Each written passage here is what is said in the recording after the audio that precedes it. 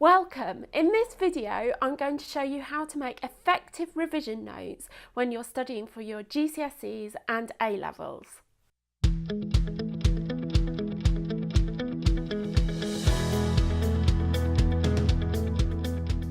Revision notes are a fantastic way to record and condense all your knowledge and understanding when you're studying for your exams. In this video, I'm going to show you how to make the most effective revision notes possible. And if you're a parent watching, please make sure you share this video with your child so that they know exactly how to make the best revision notes possible. Okay, let's have a think about how to make revision notes. And I've got these fantastic coloured pens from Stabilio here and highlighters as well. And I've got this pad of simple lined paper from Ryman with a pencil from Ryman and a ruler. And I always like a good ruler to keep everything looking neat and tidy. So you'll need to open up your pad of lined paper. Now the first thing I should say about revision notes is that you always should write them in your own words. And this is because the process of reading something from a textbook or a revision guide or from your class notes, thinking it through and understanding it and then translating it into your own words helps to lay down that understanding and that memory in your brain. So you're basically putting your own structures around your knowledge, which helps to store it in your brain. So it's really, really important that when you're writing revision notes, for everything except maybe quotes and for actual definitions for key terms, that you use your own words. With definitions for key terms, you can do them in your own words, but you need to be really, really secure in your understanding of their meaning. So that's the first thing. With revision notes, write them in your own words.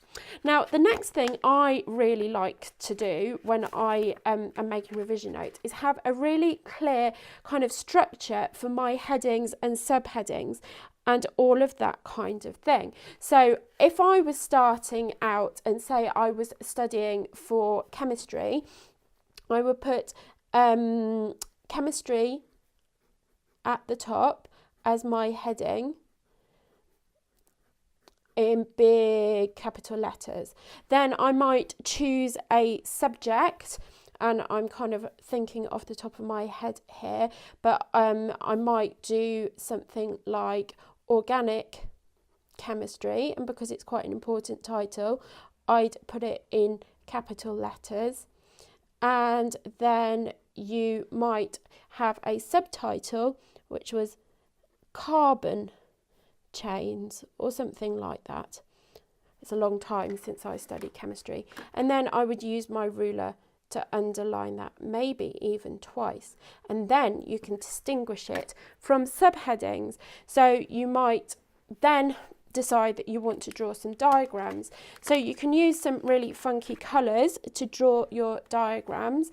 So you might thinking about carbon chains, you might have one colour for carbon, one colour for hydrogen, and one colour for the bonds in between. So you might draw carbon here, and then 4 hydrogen atoms around the edge, and then put your bonds in a different colour, and that really makes it stand out on the page. And then you could do a longer carbon chain, 1, 2, 3, 4, and maybe you want to introduce, I don't know, oxygen atoms or something, and we've got a green in here that we could use for that. Now my memory of chemistry is a bit shaky, so don't go and copy my chemistry here, but you might have, instead of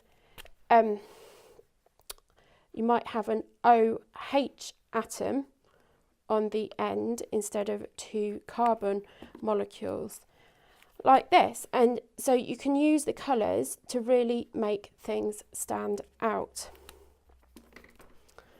like that. Now most of your revision notes are going to be in plain text, so probably you'd want to use a normal colour like black, and then you could write a sentence something like carbon chains are the basis for organic chemistry. Each carbon atom can bond with 4 hydrogen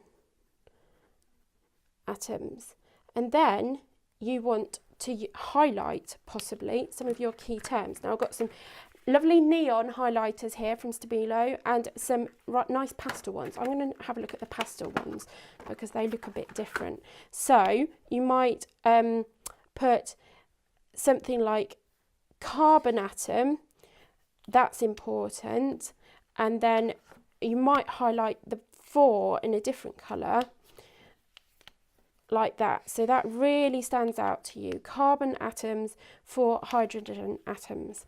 Now the other thing that you really should do with your revision notes is use bullet points and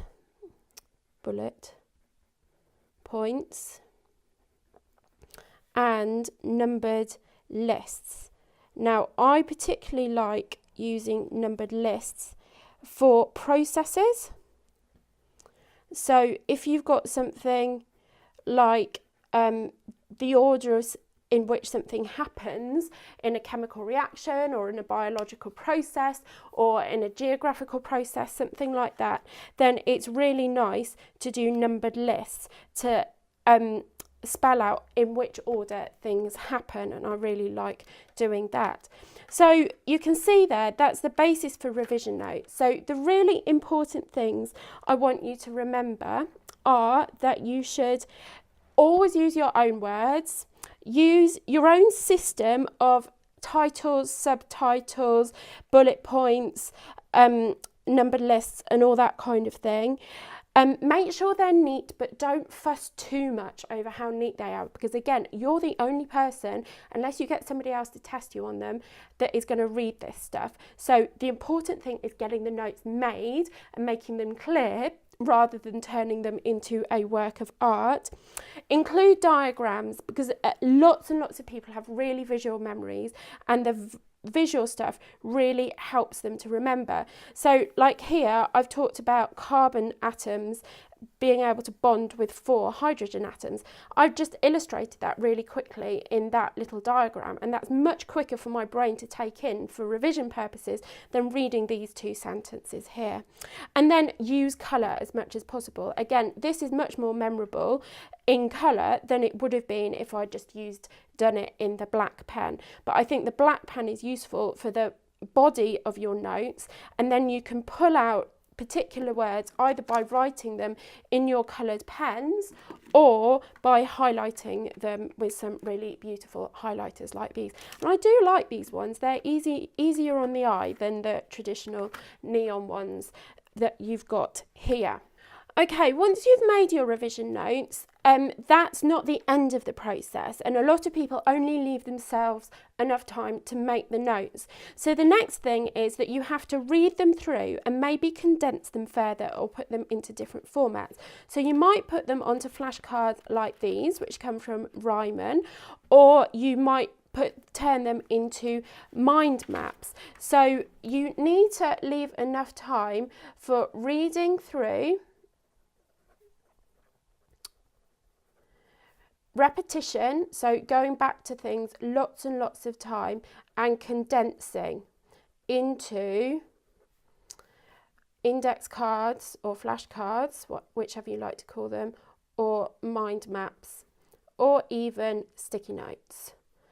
Okay, so that's really important. So when you finished your revision notes, that's really the first pass of the process. You want to continue reading them through out loud, not in your head, out loud, writing them out over and over again for repetition, or condensing them into other formats such as index cards, mind maps and sticky notes.